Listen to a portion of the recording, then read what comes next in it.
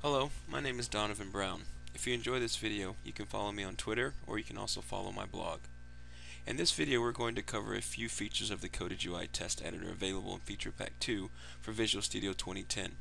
The Coded UI Test Editor greatly improves an automation engineer's experience working with Coded UI Test.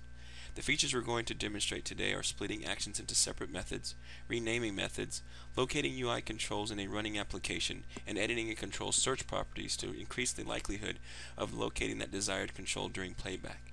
Many coded UI demos show the happy path scenario where everything works perfectly. While helping clients implement coded UI tests in the real world, you quickly realize that the happy path can be hard to stay on. The goal of this webcast is to show a recording that does not work as recorded and techniques we can use to adjust the recording to yield the desired results. To begin, let's open Visual Studio and just create a new test project. Make sure you have a title that you're happy with and simply click on OK. When the project opens, it creates a unit test we don't need, so we can go ahead and delete that. To create a coded UI test, simply right-click on the project and say Add, and then New Coded UI Test from the context menu. When you're presented the dialog box, simply click on OK. DevStudio will minimize, and then we'll have a coded UI test builder for us. Click on the Record button, and let's just start recording our application. What we're going to do is we're going to start Excel, and when Excel opens, we're simply going to go and open an existing workbook off of my computer here. So simply click on Open, and then navigate to the folder that we want, and notice that I have to click the page down button to actually get to the document that I want to open. That's what's actually going to trip us up in the playback. So let's go ahead and generate a method here called Start Excel that actually captures those actions that we've performed so far. And now I also want to record closing it, so let's click on Record again, close Excel, and then we can go ahead and generate code calling Stop Excel. Once we have that, we simply click on Add and Generate, and then we can go ahead and close our coded UI test builder and bring us back into DevStudio. At this point, let's go ahead and just try to run the test and see what happens. DevStudio is going to minimize. Excel starts up. It finds the open with no problem. It even goes back into our open dialog box here and actually highlights the documents folder that we wanted to highlight. But at this point, it's going to get confused. It does not see on the screen the books.xlsx that we wanted to open, and it does not click the page down so that it can actually scroll into view the document that we want to open. So eventually this is just going to time out, and we're going to get an error message, and when we get the error message, it describes to us that it was not able to find that exact document. What we have to now go back and do is augment our recording to where it actually clicks the page down button, bringing our desired document into view so that we can go back in and click it.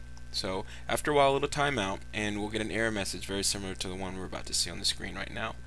So as you can see down at the bottom, my test failed. Let's just right click on it and say View Test Result Details, at which point you can see that it was not able to find the book1.xlsx.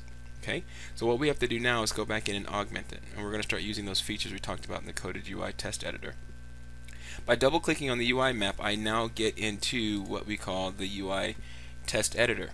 This allows me to go back in and look at the methods that I've already created, split them up if I need to, rename them, interrogate the different controls that I've found in my user interface, and even locate those controls on the active application while it's running. And this is where we're going to be spending the most of the time for this particular demonstration here. So what we're going to do now is we're going to go ahead and try splitting this first one, because I really want to have opening the Excel document separate from starting Excel. So I'm going to go ahead and say I want to split this guy. And then I'm going to go back and I'm going to rename this particular method to Open File. So this is the method that we're going to go back in and we're going to augment here in just one moment. But before we do, let's take a closer look at what was captured during our recording. As you can see here in the Open File method, it clicks the Office button. From there it clicks the Open. It navigates to the Documents folder for us in the tree view, but then it tries to click the book1.xlsx. You don't see any attempt to scroll down so that we can see that actual file. And what we're going to have to do is we're going to have to go back in and add that scrolling to this recording so that we can actually get the desired results that we want. Some interesting things is as you click items on the left hand side, it highlights different controls on the right hand side. And what we're going to do here using the Locate the UI Control button is try to make sure that this is the area of the application that we want. If your application is already running, what you can do is right click on any control under the control map and simply say Locate the UI Control.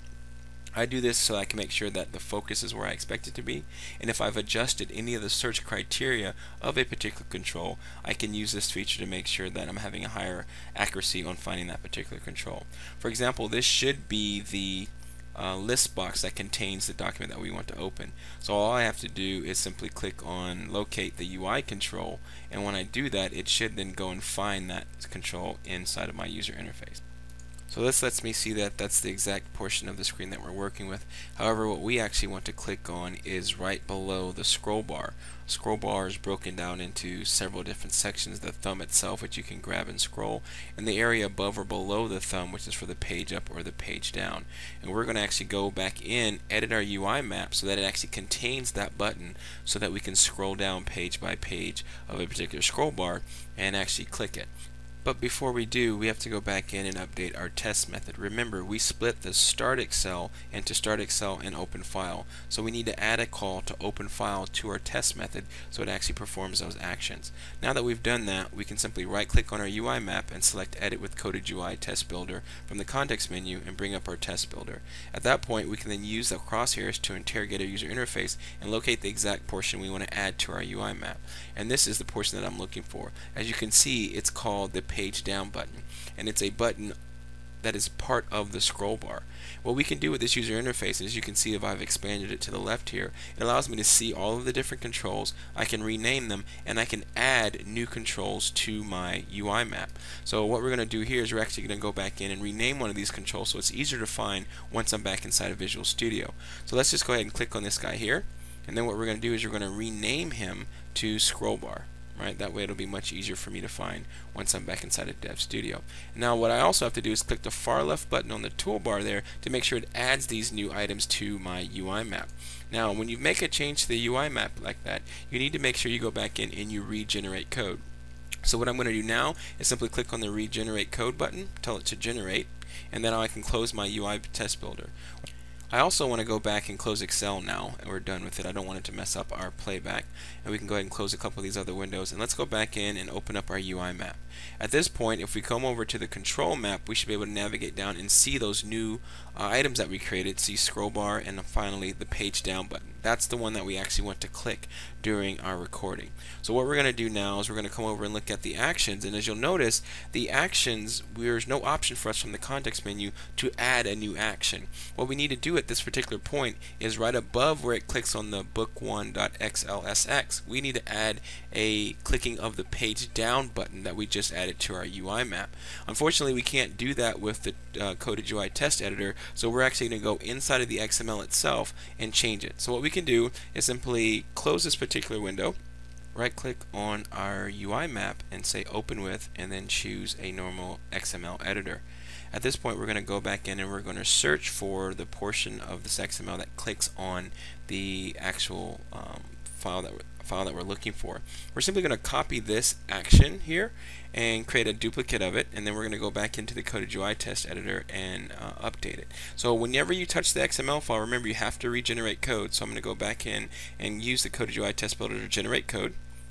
And at this point I should be able to open the UI map again using the normal coded UI test editor, and notice that there's two clicks here. So what I'm going to simply do is go to the properties window and change the item that I click with this particular action. So if you look now, it actually shows us clicking the page down button and the book XLS. So all we should have to do now is simply run our test method. To run the test method, just right click anywhere and choose run test. This time the test should run completely through, being able to scroll into view the document that we need to click. So it's going to go ahead and click on open. It's going to navigate to our documents folder, and if you look very closely here, you can see that it actually has scrolled down and we can now see the book1.xls, at which point it's going to then open our file, and as you can see at the bottom, our test has completely passed at this particular point. So there you have it, a quick look at some of the features of the coded UI test editor that you can use to actually work around some real-world issues you might find in your recordings. If this was helpful, please leave a comment and I can go back in and do some additional recordings if people have questions on coded UI test. Good luck.